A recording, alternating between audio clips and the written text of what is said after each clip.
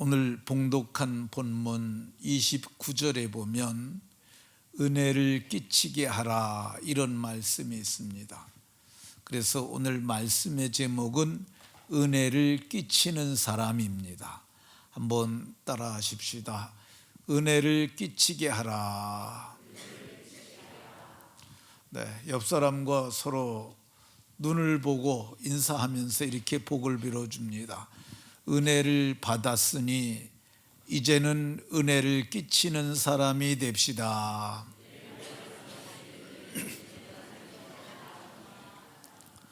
네, 우리가 이미 은혜를 받았으니 받은 은혜를 누리고 나누고 전해주고 또 은혜를 끼치는 복된 분들이 다 되시기를 주 예수 그리스도의 이름으로 축원합니다. 우리는 지난 부흥회에도 많은 은혜를 받았습니다. 그러니까 은혜를 받았으니 내가 받은 은혜가 나로부터 영향력 있게 전파되도록 그렇게 살라고 사도는 은혜를 끼치게 하라 이렇게 말씀합니다. 그러면 우리가 사용하는 은혜라고 하는 말이 성경적으로 어떤 의미를 가지고 있는지 먼저 살펴보겠습니다. 은혜라는 말은 값없이 받는다 그런 뜻이 있어요. 값없이 받는 것 은혜입니다. 이 값을 내고 받으면 은혜가 아니고 거래입니다. 그러니까 미국에 여행을 어떤 사람이 갔어요. 가가지고 좋은 물건을 하나 봤어요. 네, 내 친구가 이거 되게 좋아하는데 내가 이거 왔으니까 하나 사가지고 가야지. 그래가지고 친구를 위해서 하나를 사가지고 갔어요. 가가지고 친구를 가서 말합니다. 내가 미국에 가서 이걸 보니까 네가 생각이 났어. 그래서 이거 사갖고 왔어. 그리고 그냥 주면은 이거는 받는 사람은 선물로 받은 거고 선물로 받았으니 은혜입니다.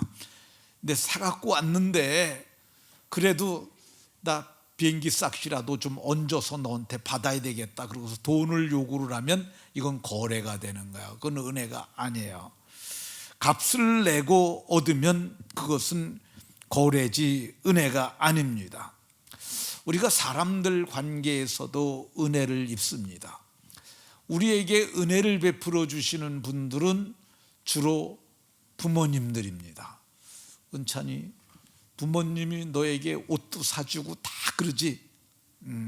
엄마가 너 그 옷 사주고서 돈 달라고 영수증 내밀어요? 안 내밀어요? 안 내밀잖아. 그러니까 은혜야, 은혜. 또 우리의 조모님들, 조부 세대들이 은혜를 베풉니다. 할아버지가 할머니가 그 손주 오면은 그거 이뻐가지고 그 감추어뒀던 그 돈 해가지고 손주한테 몰래 주면서 이거 할미가 너 이뻐서 주는 거야. 잘 써. 그러고 주잖아요. 거저 주는 거잖아요. 그게 이게 은혜입니다. 근데 이 성경에서 말하는 은혜는 인간관계에서 은혜가 아니라 대신관계, 하나님과의 관계에서 말씀하는 은혜가 많습니다.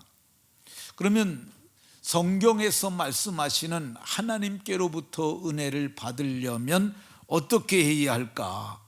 하나님께로부터 은혜를 받으려면은 첫 번째 은혜를 받아야 되는데 그것이 구원의 은혜를 받아야 합니다. 성경은 너희가 그 은혜에 의하여 믿음으로 말미암아 구원을 받았으니 첫 번째 은혜를 받으려면은 구원을 받아야 하는데 어떻게 구원을 받느냐? 그 은혜에 의하여 믿음으로 말미암아 구원을 받았으니 우리가 구원받는 것은 믿음으로 말미암아 구원받는 거야.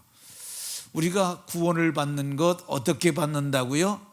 믿음으로 구원받는 거야.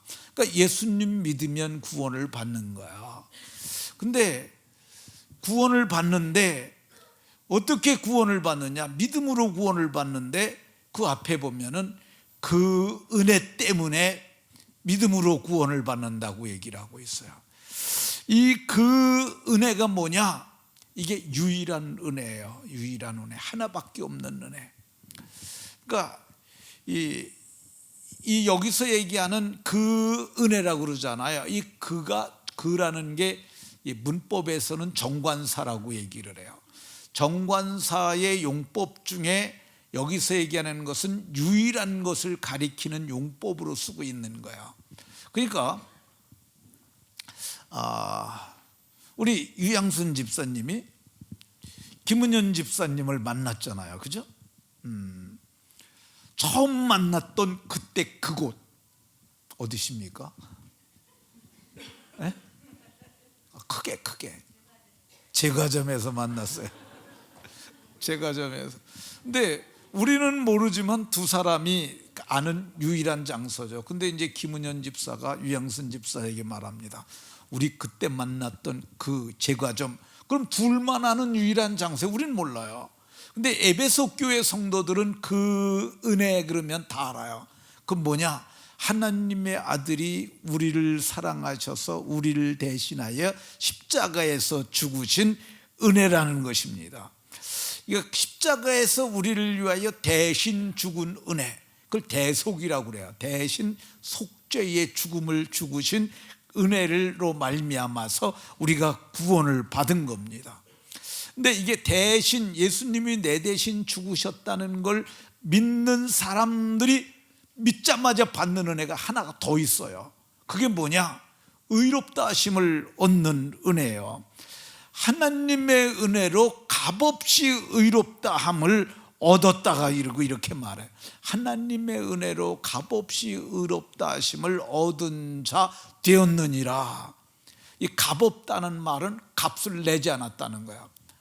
이 값없이라는 말은 값을 내지 않고 돈을 지불하지 아니하고 의롭다 하심을 받았으니 이것도 은혜라는 거야.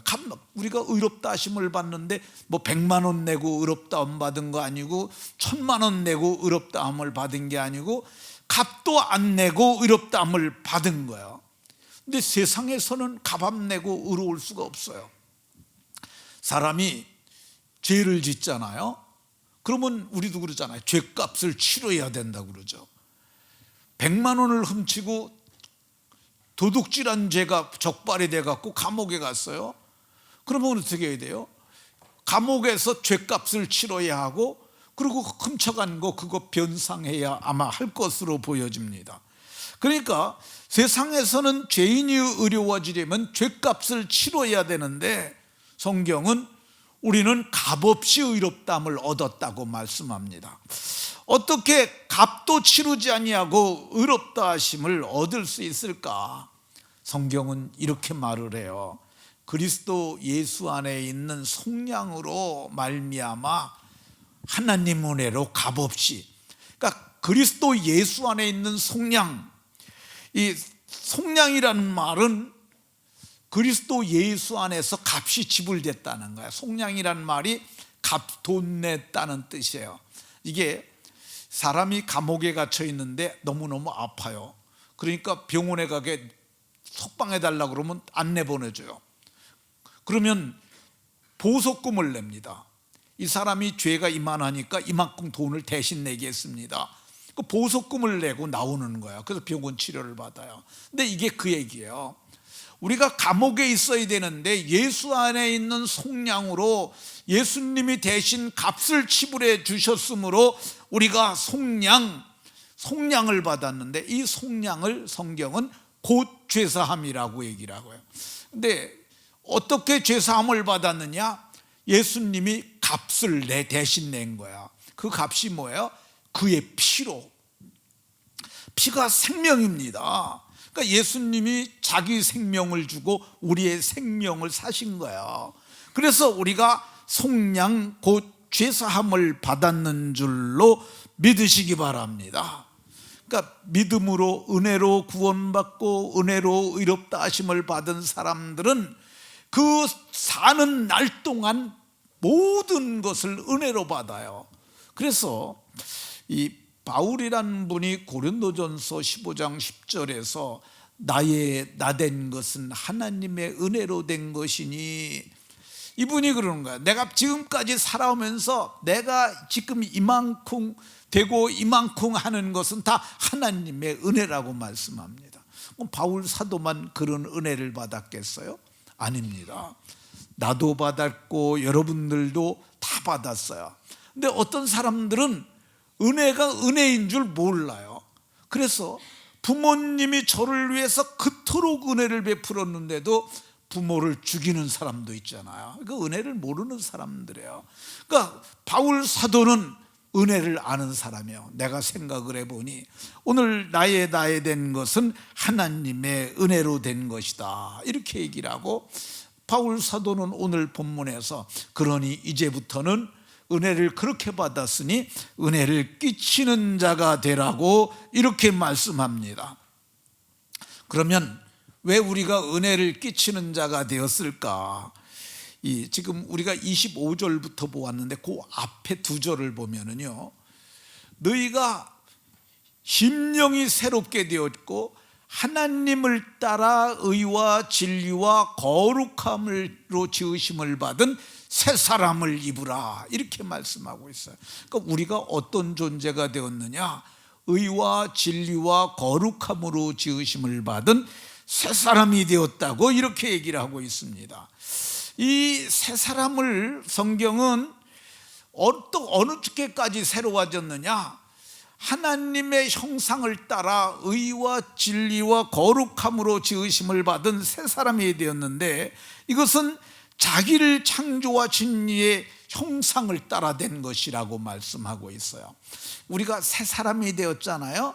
우리는 의와 진리와 거룩함으로, 자, 저를 보시고 의 따라 하십시다. 의와 진리와 거룩함으로. 의와 진리와 거룩함으로 지으심을 받은 새 사람을 입었는데, 그 새 사람이 자기를 창조하신 이의 형상을 따라 우리가 의와 진리와 거룩함으로 새 사람을 입었는데, 우리가 어디까지 새로워졌느냐? 지식에까지 새로워졌다고 얘기를 하고 있습니다. 그러니까 지식이 바뀌면 사람이 바뀌는 거예요. 사람이 옷을 바꿔 입었다고 그 사람 바뀐 거 아니에요. 겉만 바뀐 거예요. 속은 그대로요. 진짜 바뀐 것은 마음이 바뀌어야 사람이 바뀌는 거고요, 생각이 바뀌어야 사람이 바뀌는 건데, 생각이 어디에서 오느냐? 지식에서 오는 거예요. 그러니까 지식이 바뀌어야 되는데 우리는 어떻게까지 바뀌었느냐? 우리는 지식에까지 새롭게 하심을 받은 새 사람이 되었다고 이렇게 말씀합니다. 새 사람이 됐으니까 우리가 새 옷을 입어야 하지 않습니까? 바울 사도는 골로새서 3장에서 긍휼과 자비와 겸손과 온유와 오래 참음으로 새 옷을 입으라고 얘기를 하고 있습니다. 이게 새 옷이에요. 그리고 옷을 입었는데 옷이 치렁치렁하면 이게 일 못하잖아요. 띠를 묶으라고 그랬는데 띠가 뭐냐? 그게 사랑이라고 얘기를 하고 있어요. 이 띠는 온전하게 매는 띠를 매라고 그러고, 온전하게 매는 띠를 매고 이제는 은혜를 끼치는 삶을 살라고 이렇게 말씀합니다. 은혜를, 새 사람이 되어서 새 옷을 입고 은혜를 끼치는 삶을 살려면 어떻게 해야 되느냐?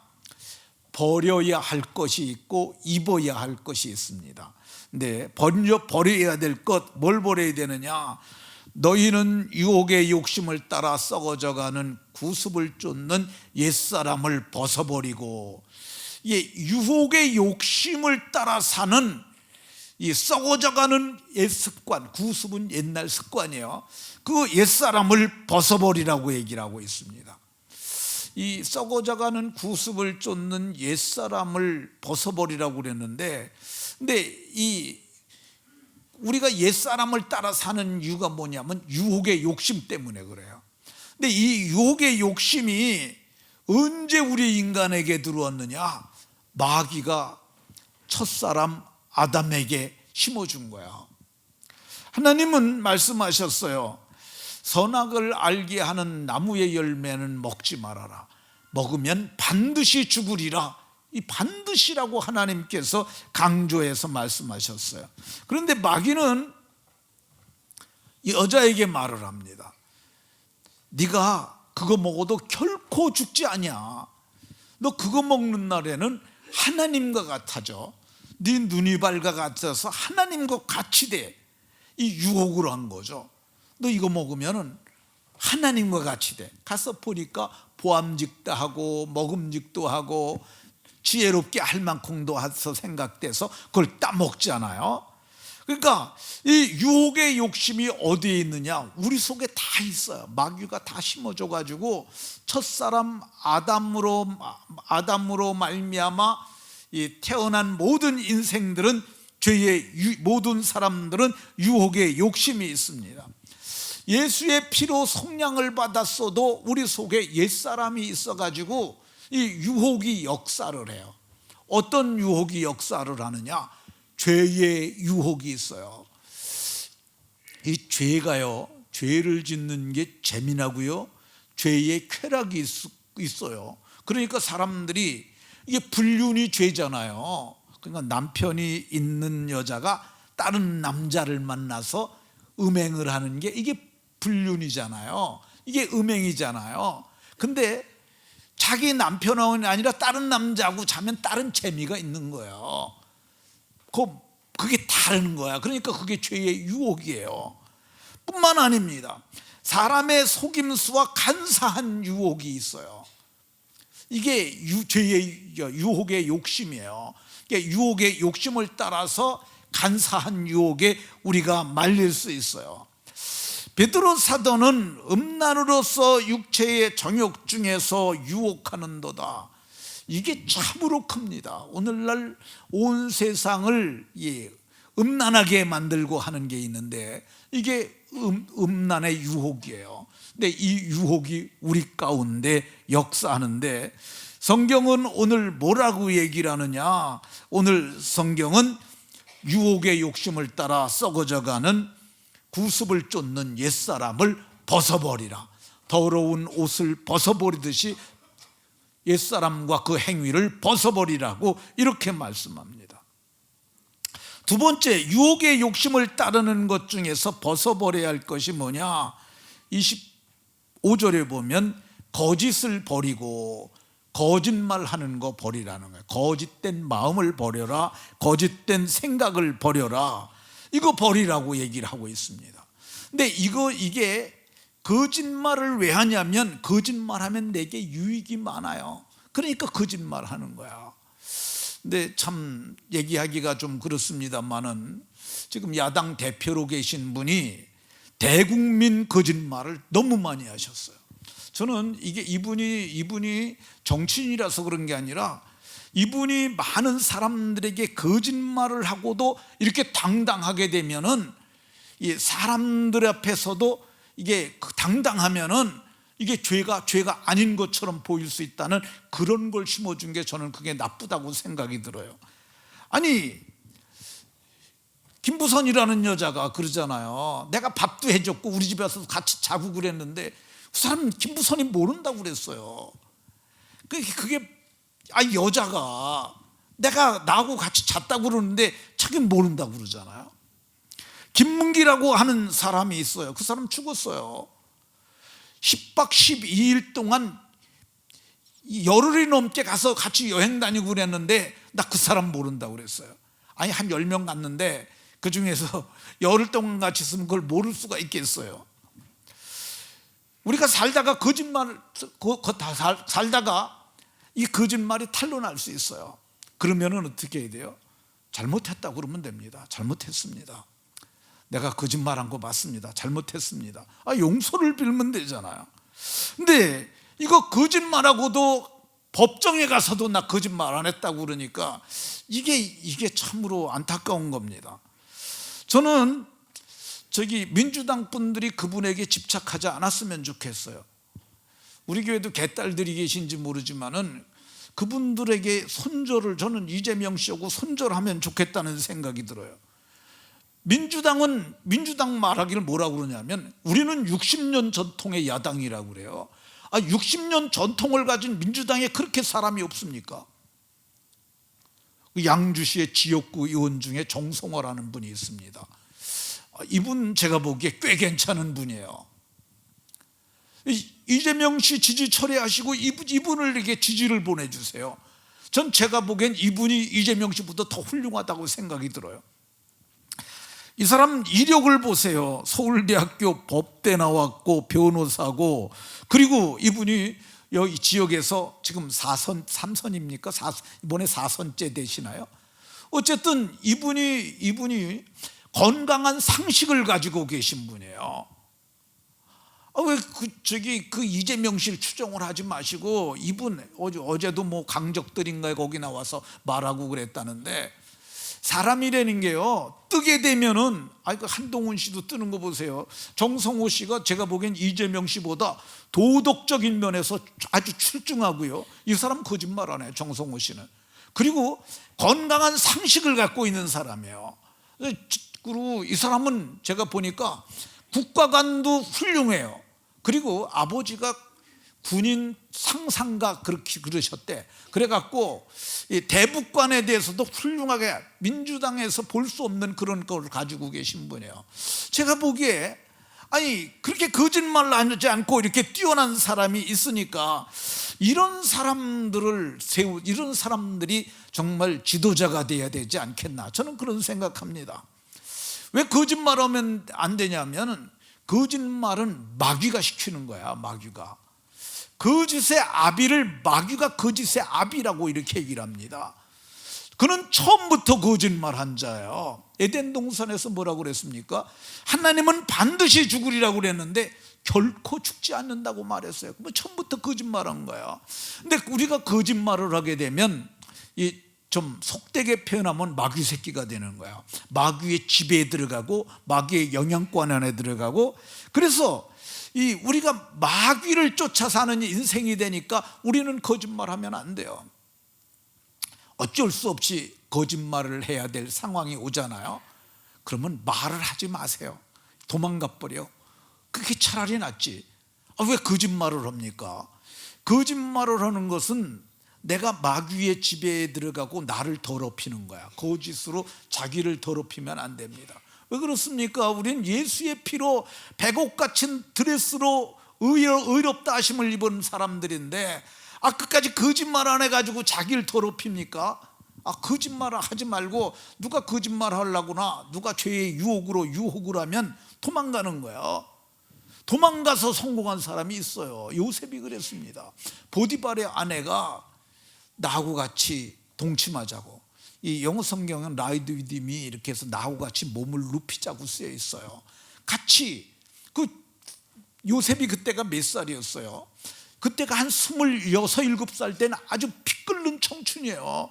근데 그 보디발의 아내가 지금 고대 그 시대를 가보게 되면 목욕탕 같은 것들이요, 얼마나 훌륭한지 몰라요.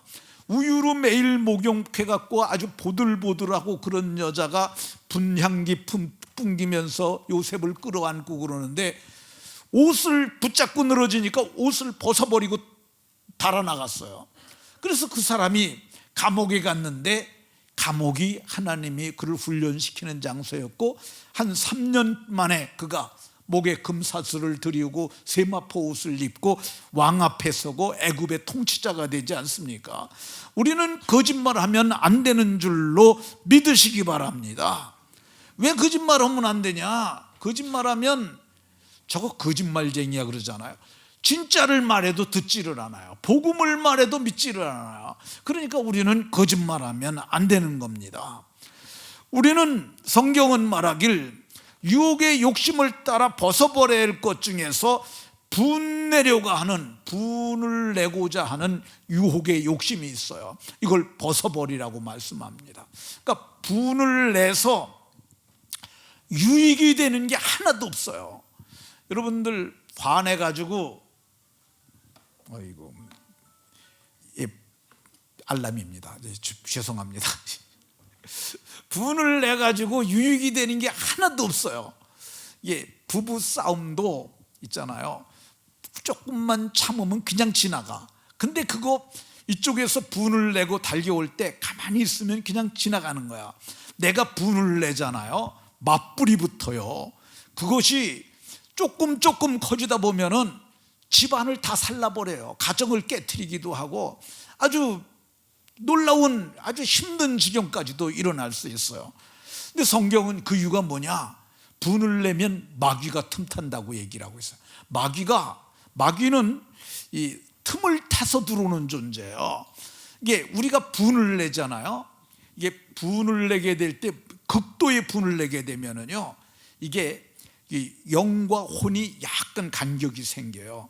그때 마귀가 틈을 탄다고요. 이제 애들 중에서 이제 화를 내고 나 나갈 거야 라고 딱 문 닫고 나가잖아요. 그때 이 극도의 분노가 일 때 그때 마귀가 틈타는 거예요. 그래서 악한 마음이 그 속에 들어가게 되고, 그래서 그 악한 짓들 하게 되게 됩니다. 그러니까 성경은 오늘 분을 내지 마라. 너희가 분을 좀 난다고 해도 죄까지는 짓지 마라. 그리고 이거 저녁 때가 되면 풀어라. 하루를 밤을 넘기지 말라고 그랬어요. 해가 지도록 분을 품지 말라고 얘기를 하고 있습니다. 이걸 내가 품고 있으면은요, 이게 여기서 끝나는 게 아니에요. 이게 하루를 지나가잖아요. 그럼 분이 굳어져요. 그래서 이게 뭐가 되냐? 쓴뿌리로 내려가요. 그러니까 이거를 분을 내지 말고, 분을 품지 말고, 이 분이 굳어져서 쓴뿌리가 되도록 이 마음에 아주 나쁜 뿌리가 내려서 자자손손 내려가지 않도록 유혹을 이기라고 이렇게 말씀하고 있습니다. 그러니까 아예 화를 내지 마세요. 그러니까 저도 옛날에는 좀 내봤는데, 화를 좀 제 아내에게도 화를 내고 애들한테도 화내고 그랬는데, 그거 해가지고 남는 게 하나도 없어요. 애들한테 화내잖아요. 애들이 아빠 보지도 않아요. 그거 절대 화내면 안 돼요. 그러니까 화내고 싶은 이 유혹을 이겨야 할 줄로 믿으시기 바랍니다. 은혜를 끼치는 사람이 되려면 버려야 할 것이 있는데, 도둑질하던 자는 다시는 도둑질하지 말라고 이렇게 얘기를 하고 있습니다. 그러니까 도둑질을 한번 할 수 있어요. 근데 예수님을 믿고 도둑질이 죄라는 걸 깨달았어요. 인식을 한 거야. 그러면 그때 뭐 해야 되냐? 결단을 하고 다시는 도둑질하지 마라, 이렇게 말씀하고 있습니다. 대도 조세영이라는 사람이 있었어요. 이 사람 젊을 때 모습인데요, 이게 대도라고 불렀어요. 왜 그러냐면은 이게 가난한 서민들 털지 않고 강남의 부잣집 털어가지고 아주 크게 도둑질을 하는 거예요. 이 사람이 대도, 큰 도둑이라고 이렇게 불렸어요. 근데 감옥에서 대도니까 죄가 무거워가지고 오래 옥살이를 했어요.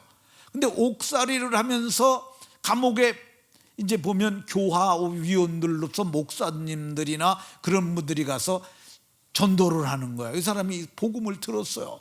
복음을 믿었어요. 그리고 그 사람이 구원을 받았어요. 그래가지고 하나님 은혜를 받았다고, 너무너무 은혜가 크다고 그래갖고 이 사람이 감옥에서 나와갖고 간증 다녔어요. 전국교회로. 근데 전국교회로 간증을 다니면서 나 옛날에 도둑놈이었는데 나 이제 예수님 믿고 새 사람 됐다 그러고, 근데 이 사람이 어느 날 이게 죄의 유혹이 또 오는 거야. 그게 마귀가요, 마귀는 약한 곳을 공격해요. 그러니까 예수님이 40일 금식하셨을 때 배고플 때 떡 갖고 와서 먹으라, 떡처럼 생긴 돌 갖고 와서 먹으라고 줬잖아요. 이게 예수님이 가장 배고플 때 그거 갖고 오는 거예요. 근데 이 조세영이가 돈이 떨어졌을 때 옛날에 도둑질했었는데 돈이 떨어진 거야. 이 마귀가 찾아와 갖고, 야, 너 기술 좋잖아, 한 번만 털어. 그러면 너 한 번만 털고 그다음부터 하지 않으면 돼. 그럼 너 인생이 싹 바뀌는 거야. 그래서 한 번 털었어요. 안 들켰어요. 근데 털었는데 그 집이 별로 없어갖고 가진 게 조금밖에 안 돼요. 그러니까 마귀가 야야, 한 번 했는데 그때 그랬으니까 이번엔 진짜 있는 집 골라서 한 번만 더 털어. 그래가지고 이 사람이 또 털어서, 근데 그 사람이 또 잡혔어요. 몇 번 도둑질하다가 잡혔는데 그 사람이 또 감옥에 갑니다. 근데 또 나와갖고 도둑질을 해. 누가 그 사람을 강사로 초청하겠어요? 그 사람을 이렇게 반복된 범죄를 하게 되면은, 반복된 도둑질을 하면 사람을 사람으로 보지가 않습니다. 잠언에는 개가 토한 것을 다시 먹는 것처럼 미련한 자는 그 짓을 반복한다고 개처럼 취급을 하고 있어요. 그건 개지 사람이 아니라는 거야.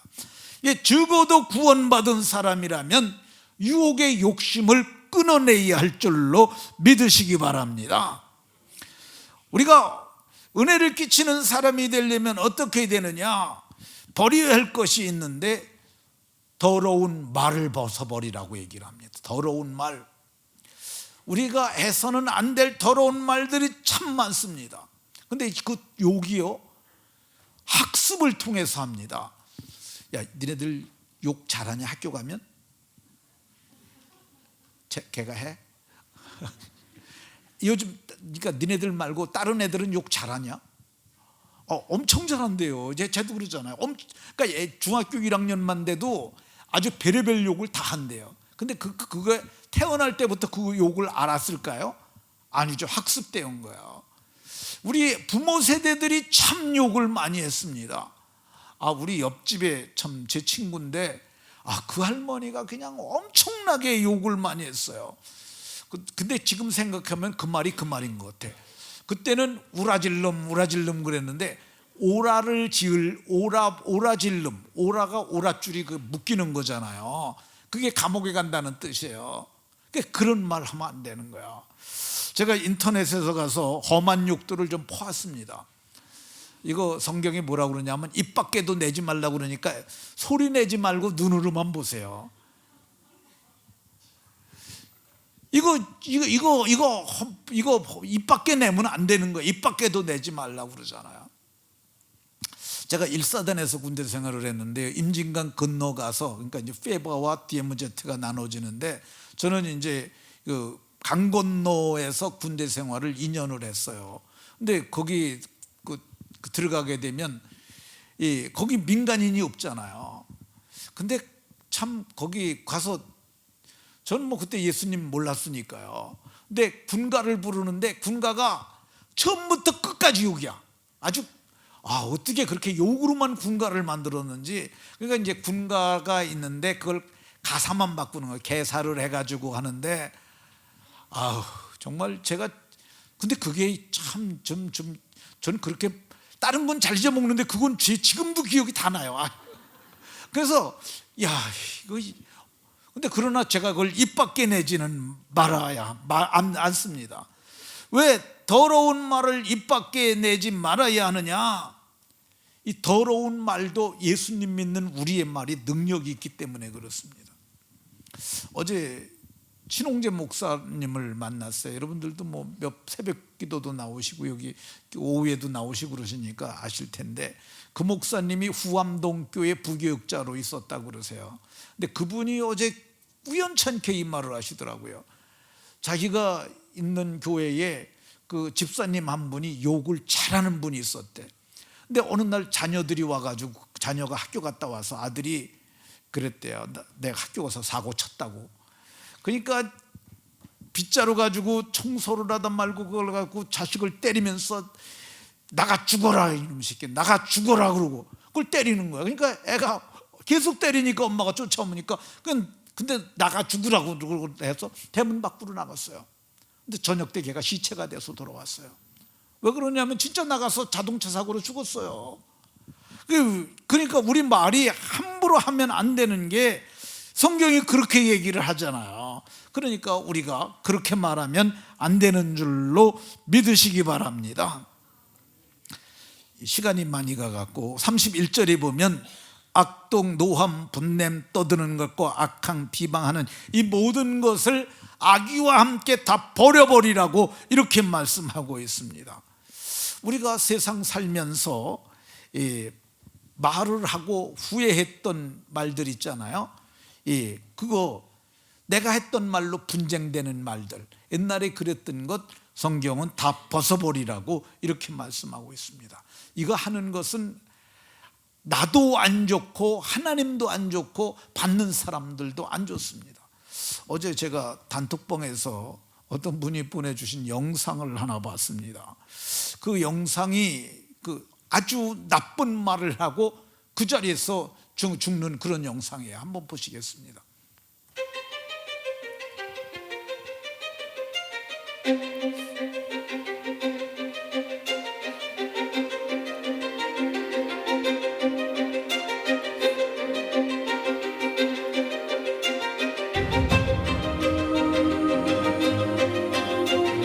Tarihin azabından kurtulsanız Allah'ın gazabından kurtulamayacaksınız. Hepinizi saygıyla selamlıyorum.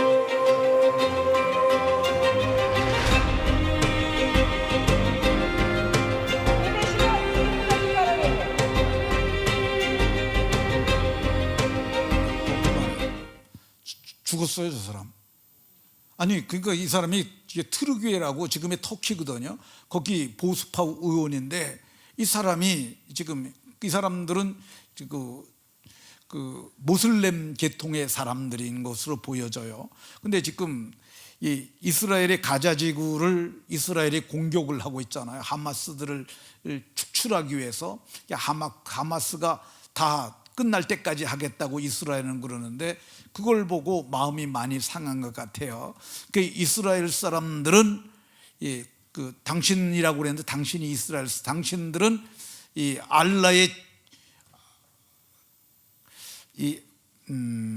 알라의 저주를 피하지 못할 것이라, 알라로부터 형벌을 받을 것이라고 이렇게 말했는데, 말하고서 끝나자마자 그 자리에서 쓰러져서 죽었다 그러더라고, 사람.